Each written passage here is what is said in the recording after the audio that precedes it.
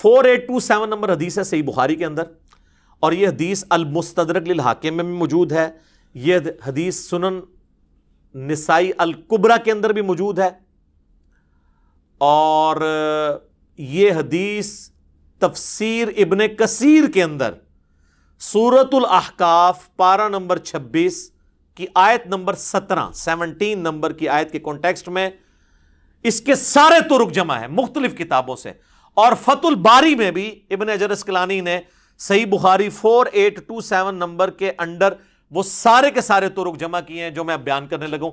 پہلے صرف میں بخاری کے الفاظ بتاتا ہوں، پھر باقی کتابوں کے بھی۔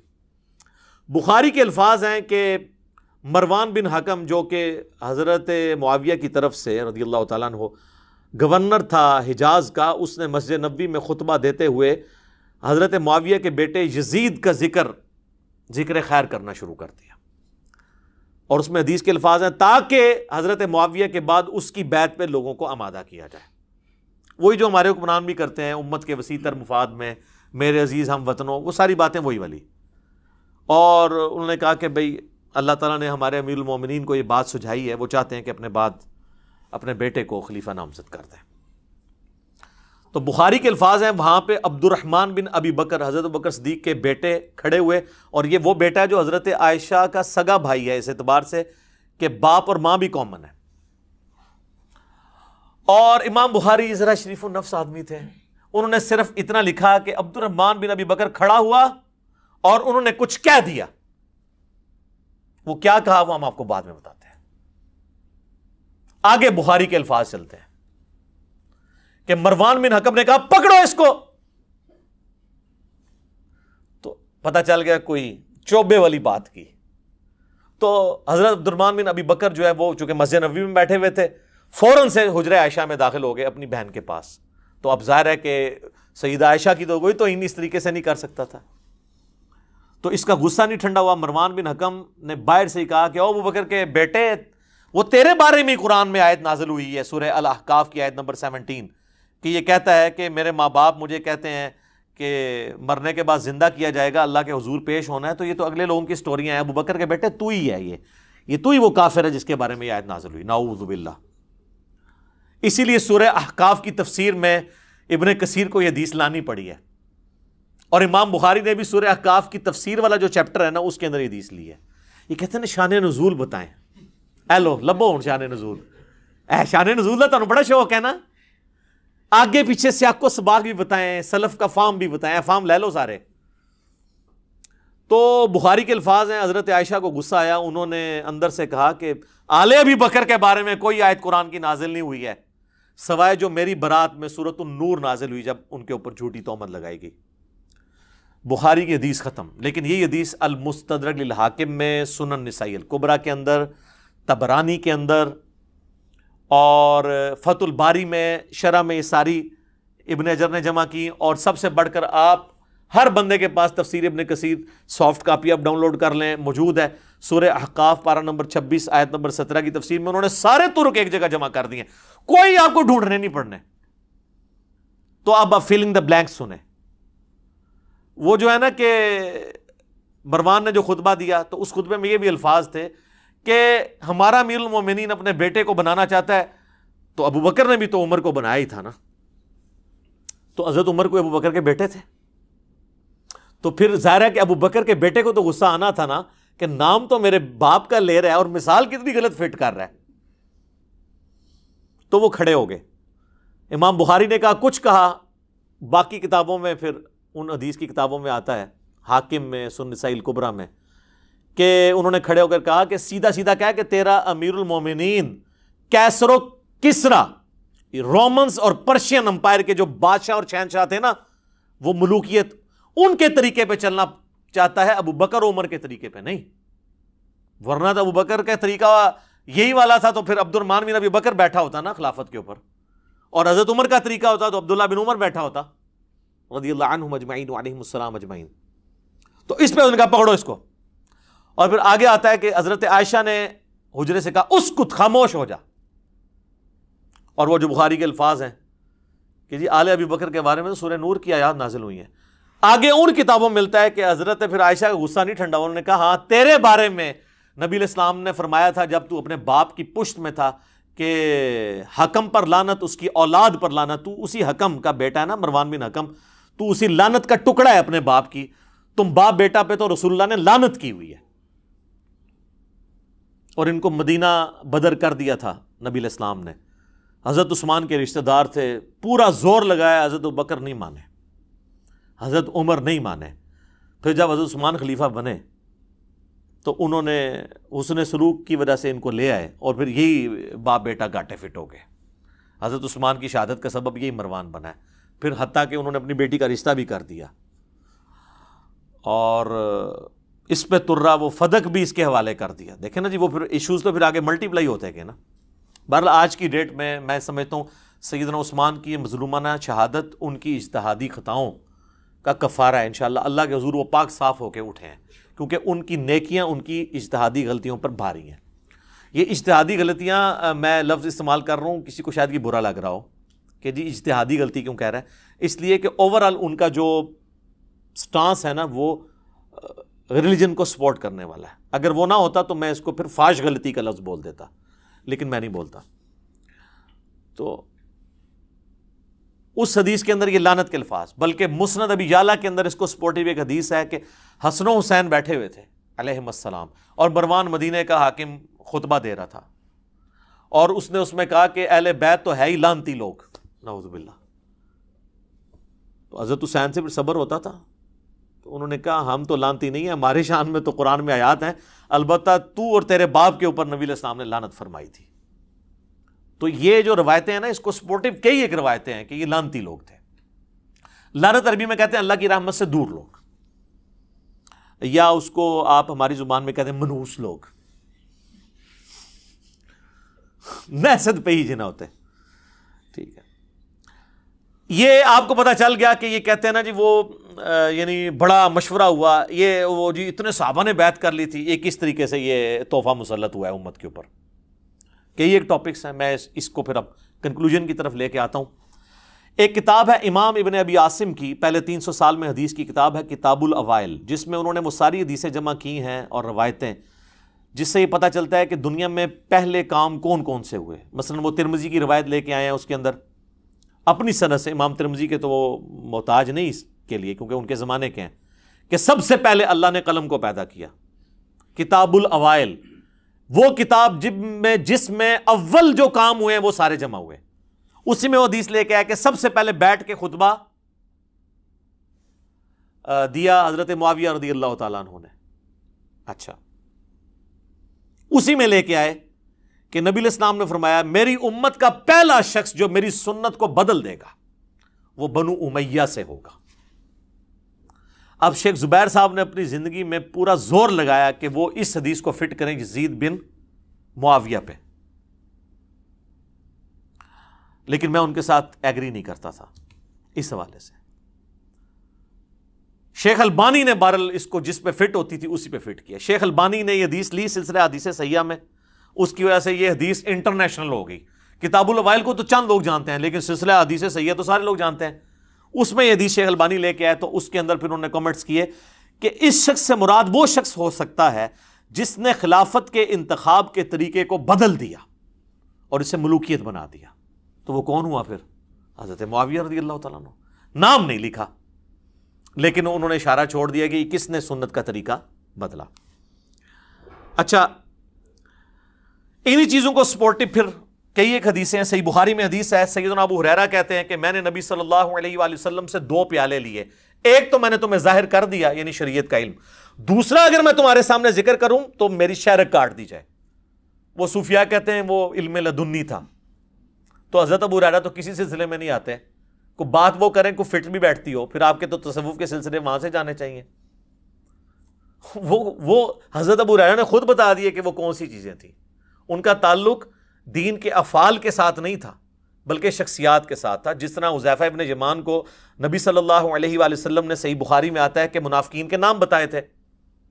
کن منافقین کے؟ جو صحیح مسلم میں آتا ہے کہ جنہوں نے نبی علیہ السلام کے اوپر قاتلانہ حملہ کیا تھا غزوہ تبوک سے واپسی پہ، جن کے بارے میں وہ مسلم کی اسی حدیث 7035 میں کہ میرے صحابہ میں 12 منافقین ہیں، ان میں 8 ایسے ہیں کہ وہ پشت کے اوپر ایک دوبیلا پھوڑا نکلے گا اور اس سے ان کی موت ہوگی.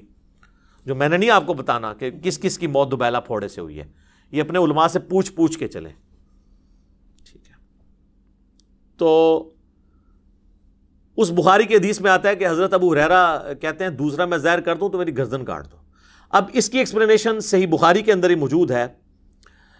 تابعی کہتے ہیں سعید بن عمر، وہ کہتے ہیں میں مسجد نبوی میں بیٹھا ہوا تھا اور حضرت ابو ہریرہ رضی اللہ تعالیٰ عنہ اور مروان بن حکم یہ دونوں مسجد نبوی میں موجود تھے، کیونکہ مروان بن حکم گورنر تھا اور جب کبھی وہ جاتا تھا تو حضرت ابو ہریرہ کو اپنی جگہ گورنر مقرر کر کے جاتا تھا. لیکن یہ نہیں ہے کہ حضرت ابو ہریرہ ان کے کوئی اعلی کار بنے تھے، وہ سچائی کرتے تھے. میرا پچھلے دنوں ایک کلپ ریکارڈ ہوا ہے انس بن مالک شیعہ، آپ دیکھ لیں، اس میں نے انس بن مالک اور ابو ہریرہ کا دفاع کیا ہے. تو وہ کہتا ہے کہ جی میں بیٹھا ہوا تھا، مروان بن حکم، حضرت ابو ہریرہ بھی. تو حضرت ابو ہریرہ نے کہا مجھے صادق اور مصدوق نے یہ فرمایا تھا، سچے نے اور جس کی تصدیق کی گئی، کہ میری امت کی ہلاکت خاندان قریش کے نوجوان لڑکوں کے ہاتھ میں ہوگی. اب وہ ڈائریکٹ تو نہیں کہہ سکتے تھے بنو امیہ یا بنو مروان، وہ تو مسند ابی یعلا کے اندر موجود ہے حدیث. حضرت ابو ہریرہ ہی روایت کر رہے ہیں کہ نبی علیہ السلام نے اپنی وفات سے چند دن پہلے خواب دیکھا کہ بنو حکم کے جو بندر ہیں وہ میرے ممبر کے اوپر کود رہے ہیں، اور پھر وفات تک حضور کو مسکراتے ہوئے نہیں دیکھا گیا. یعنی آپ اتنے دکھی ہوئے، آپ کو بتا دیا گیا تھا کہ آپ کے ممبر پہ یہ مسلط ہو جائیں گے. تو حضرت ابو ہریرہ کہتے ہیں کہ یہ بنو جو قریش ہیں ان کے ہاتھوں اس امت کی تباہی ہونے والی ہے. یہ سن کر مروان کہنے لگا ان چھوکروں پر اللہ کی لعنت ہو، حالانکہ وہ خود بھی تھا اس میں شامل نا. تو حضرت ابو ہریرہ نے فرمایا اگر میں چاہوں تو میں بنو فلاں اور بنو فلاں کا نام لے کر بتا سکتا ہوں کہ وہ کون ہے. ظاہر ہے وہی تھا نا حکمران، تو اب وہ نام لیتے تو پھر حضرت ابو ہریرہ بھی شہادت کے درجے پہ پہنچتے نا. تو وہ انہوں نے آخری درجہ اڈاپٹ کیا، اور یہ جائز ہے. یہ بعض لوگ جو تان کرتے ہیں نا حضرت ابو ہریرہ کے اوپر، بھئی آپ حضرت ابو ہریرہ کو حسین ابن علی تو نہ سمجھیں. مسلم شریف میں حدیث ہے کہ برائی کو ہو سکے تو ہاتھ سے روکو، ہاتھ سے نہیں روک سکتے تو زبان سے، نہیں تو کم از کم دل میں برا جانو. تو یہ حضرت ابو ہریرہ درمیان کے درجے میں تھے، زبان سے بھی کچھ بیان کیا اور دل میں تو ظاہر ان کو برا سمجھتے تھے. تو کہتے ہیں میں چاہوں تو فلاں فلاں بتا سکتا ہوں. راوی حدیث کہتے ہیں جب وہ لوگ شام کے حکمران بن گئے تو میں اپنے دادا اس سعید تابعی کے ساتھ بنو مروان کے پاس جایا کرتا تھا. تو میرے دادا جان جب ان کم عمر لڑکوں کو حکمران دیکھتے تھے تو کہتے تھے مجھے لگتا ہے یہ وہی لڑکے ہیں جن کا ذکر حضرت ابو ہریرہ کیا کرتے تھے. اچھا اسی حدیث کے اندر موجود ہے، وہ حدیث کا راوی کہہ رہا ہے اور آپ بہتر جانتے تھے، یعنی وہ ان کا پوتا کہتا ہے سعید تابعی بہتر جانتے تھے کہ یہی وہ لوگ ہیں جن کے بارے میں. اسی کو سپورٹیو حدیث صحیح مسلم میں حضرت ابو ہریرہ کہتے ہیں کہ نبی علیہ السلام نے فرمایا تھا کہ قریش کا یہ قبیلہ میری امت کی اینٹ سے اینٹ بجا دے گا. قریش کا قبیلہ کون سا؟ بنو امیہ. تو نبی علیہ السلام سے صحابہ نے پوچھا کہ یا رسول اللہ آپ ہمیں کیا حکم دیتے ہیں؟ تو آپ نے فرمایا کہ میں امت کو یہ حکم دیتا ہوں کاش میری امت ان سے الگ رہے، اس سسٹم کا حصہ نہ بنے. لیکن یہ امت کی بدقسمتی ہے کہ اس سسٹم کا حصہ بنی. تو یہ میرے بھائیوں آپ کو یعنی یہ پتہ چل گیا یہ لونڈے کون تھے، یہ بنو امیہ ہی کے تھے. ایون یہ جو ابن حجر اسقلانی نے فتح الباری میں انہی حدیث کی شرح کے اندر لکھا ہے کہ ان لونڈوں میں پہلا لونڈا جو ہے وہ یزید ابن معاویہ ہے. اس طریقے سے حضرت ابو ہریرہ کے بارے میں بھی کہتے ہیں جی وہ بنو امیہ کے خدمت گزار تھے، نعوذ باللہ. بنو امیہ کے خلاف کتنی روایتیں جو ہیں وہ حضرت ابو ہریرہ بیان کر رہے ہیں.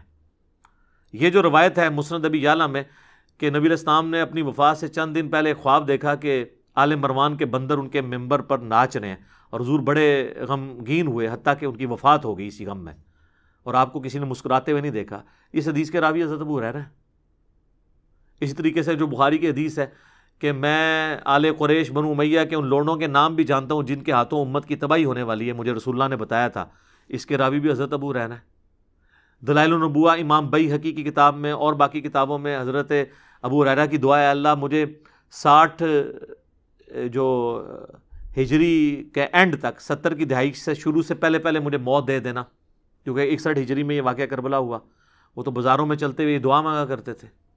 صحیح مسلم میں حدیث ہے حضرت ابو ہریرہ رضی اللہ تعالیٰ عنہ کہتے تھے کہ نبی علیہ السلام نے فرمایا کہ میری امت کا یہ قبیلہ میری امت کی اینٹ سے اینٹ بجا دے گا، تو صحابہ نے کہا یا رسول اللہ آپ ہمیں کیا حکم دیتے ہیں؟ تو آپ نے فرمایا کاش میری امت ان کا ساتھ نہ دے اس وقت، بنو امیہ۔ یہ ساری کریٹیکل حدیث سے حضرت ابو ہریرہ نے روایت کی ہیں۔ پھر مسند امام احمد میں، المستدرک للحاکم میں اور کتابوں میں یہ جو حدیث ہے، جس نے حسن و حسین سے محبت رکھی اس نے مجھ سے محبت رکھی، اور جس نے حسن و حسین سے بغض رکھا اس نے مجھ سے بغض رکھا۔ اس حدیث کے راوی بھی حضرت ابو ہریرہ ہیں۔ پھر مسلم شریف کی وہ کریٹیکل حدیث جس میں خیبر کے موقع پر نبی علیہ السلام نے فرمایا کل میں اس شخص کے ہاتھ میں جھنڈا دوں گا جو اللہ اور اس کے رسول سے محبت کرتا ہے، اللہ اور اس کا رسول اس سے محبت کرتے ہیں۔ یہ بخاری میں بھی ہے، مسلم میں ہے، لیکن مسلم میں آگے الفاظ ہیں۔ حضرت ابو ہریرہ روایت کرتے ہیں کہ حضرت عمر کہتے ہیں کہ مجھے زندگی میں کبھی خواہش نہیں ہوئی تھی کسی منصب کی سوائے اس موقع کے کہ یہ بہت بڑی فضیلت ہے کہ اللہ اور اس کا رسول اس سے محبت کرتے ہیں، لیکن وہ جھنڈا حضرت علی کو ملا، مجھے نہیں ملا۔ تو یہ حضرت ابو ہریرہ نے اگلے الفاظ حضرت عمر کے حضرت علی پہ رشک کرنے کے الفاظ حضرت ابو ہریرہ نے نقل کیے ہیں، تو ان میں بغض اہل بیت کیسے ہو سکتا ہے؟ جب تکبیرات کی سنت چھوڑ دی تو بخاری مسلم میں آتا ہے بنو امیہ کو حضرت ابو ہریرہ نماز پڑھ کے بتایا کرتے تھے، اور ہر اٹھک بیٹھک پہ اللہ اکبر کہتے تھے سوائے رکوع سے اٹھتے وقت سمیع اللہ لمن حمیدہ، اور 4 رکعتوں میں 22 دفعہ اللہ اکبر کہہ کے اسلام پھیرنے کے بعد انہوں نے کہا کہ اللہ کی قسم میں تم سب سے زیادہ رسول اللہ کی نماز سے واقف ہوں۔ حضور اپنی وفات تک اسی طریقے سے نماز پڑھتے تھے، کیونکہ بنو امیہ کے لوگ پہلی تکبیر صرف اونچی کہتے تھے، باقی وہ ایکشن سے ٹرانسفر کرتے تھے امام کے۔ یہ تو پھر یعنی مولا علی نے بنو امیہ کی یہ جو بدعت تھی اس کو ختم کروایا۔ بخاری مسلم دونوں میں آتا ہے کہ عمران بن حسین صحابی، جن کے بارے میں مسلم میں آتا ہے کہ فرشتے ان کے ساتھ مصافحہ کرتے تھے، پھر وہ کہتے ہیں میں نے داغ لگوایا تو مصافحہ کرنا انہوں نے ختم کر دیا، پھر ان کو فرشتے سلام کیا کرتے تھے، مصافحہ کے نہیں سلام کے الفاظ ہیں، تو پھر انہوں نے توبہ کی کہ میں اب داغ نہیں لگواؤں گا، تو پھر دوبارہ سے فرشتوں کا سلام ان کو آتا تھا۔ وہ صحابی کے ساتھ ایک تابعی نماز پڑھتا ہے، جب جنگ جمل کے بعد کوفہ جو ہے اور بصرہ کو خالی کروایا مولا علی نے، تو انہوں نے مولا علی کے پیچھے نماز پڑھی، تو وہ صحابی سلام پھیرتے ہی نا اس تابعی کے نا زانوں پہ یوں ہاتھ مار کے کہتے ہیں کہ آج مجھے علی نے وہ نماز پڑھائی ہے جو رسول اللہ کے پیچھے ہم پڑھا کرتے تھے۔ رسول اللہ صلی اللہ علیہ وآلہ وسلم ہر اٹھک بیٹھک پہ اللہ اکبر کہتے تھے اور رکوع سے اٹھتے وقت سمیع اللہ لمن حمیدہ۔ یعنی یہ حضرت عثمان کے دور میں ہی ان کے گورنروں نے نماز کی حالت بگاڑ دی تھی، کیونکہ جنگ جمل کے بعد اگر حضرت علی کسی نماز کو صحیح کر رہے ہیں تو اس کا مطلب ہے اس سے پہلے خراب ہو چکی ہوئی تھی۔ تو پھر اس کے بعد حضرت معاویہ کا دور آتا ہے، اس میں دوبارہ سے یہ جب نماز خراب ہوتی ہے تو حضرت ابو ہریرہ پھر کہتے ہیں میں تم سب سے زیادہ رسول اللہ کی نماز سے واقف ہوں۔ تو یہ ان کی قربانی ہے۔ پھر مسلم شریف میں حدیث ہے کہ مروان بن حکم جو مدینے کا گورنر ہوتا ہے وہ کسی کام سے جاتا ہے تو پیچھے حضرت ابو ہریرہ کو گورنر بنا کے جاتا ہے، تو آتے ہی جناب وہ درباری شکایت لگاتے ہیں کہ ابو ہریرہ نے تو ہمیں نماز میں وہ صورتیں پڑھائی ہیں جمعے کی نماز میں جو علی بن ابی طالب کوفہ میں پڑھا کرتے تھے۔ یہ شکایتیں ہو رہی ہیں سر۔ تو مروان نے بلا کے ابو ہریرہ سے کہا کہ یہ تم نے یہ صحیح بات سنی؟ انہوں نے کہا میں یہ علی کی سنت نہیں، یہ رسول اللہ کی سنت ہے، علی جو کچھ کرتے تھے وہ رسول اللہ کی سنت پہ عمل کرتے تھے، تو تم یہ میری شکایت بنائی جا رہی ہے۔ یہ مسلم شریف ہے، مولانا شریف نہیں، مسلم شریف۔ ہم نے جو لوگوں کا دماغ کھولا ہے، اگر آپ بخاری مسلم پڑھیں نا آپ پہ نئی نئی راہیں، وہ کہتے ہیں نا وہ معرفت کی باتیں کھلتی ہیں، ان کی تو یعنی جعلی معرفت ہے نا، آپ کو واقعی ریالٹی پتہ چلتی ہے، ایک ایک چیز آپ کو سمیل ہوگی کہ یار یہ یوں کیوں ہے، یہ ایسے کیوں نہیں، یہ ایسے کیوں ہے، تو آپ کو وہ چینز جوڑنی شروع ہو جائیں گی، اور آپ کو پتہ چلے گا کہ بنو امیہ نے جو دین کا حلیہ بگاڑا تھا اس کی وجہ سے اوائل اسلام کے اندر کتنی مشقتیں صحابہ کرام کو اٹھانی پڑی۔ تو حضرت ابو ہریرہ ہوں، انس بن مالک ہوں، باقی اصحاب ہوں، یہ ماشاء اللہ تعالی شیعان علی میں سے تھے۔ شیعہ یعنی پولیٹیکل ٹرم میں علی کی پارٹی کے لوگ، تو ان کے اوپر یہ بغض اہل بیت کا الزام لگانا کسی بنیاد کے اوپر لگانا چاہیے۔ خام خواہ آپ نے چند ایک باتوں کے اوپر کوئی بات کرنی شروع کر دی ہے تو پھر تو علیحدہ بات ہے، اس کا تو کوئی حل نہیں ہے۔ حکمرانوں کی اطاعت والا معاملہ تو ہوتا تھا، لیکن جہاں جہاں وہ کوئی غلط چیز دیکھتے تھے وہ ہائی لائٹ کرتے تھے۔ آپ میرے کربلا والے ریسرچ پیپر میں کئی ایک اصحاب کے اس طرح کے واقعات پڑھیں گے کہ وہ چیزیں ہائی لائٹ کر دیا کرتے تھے۔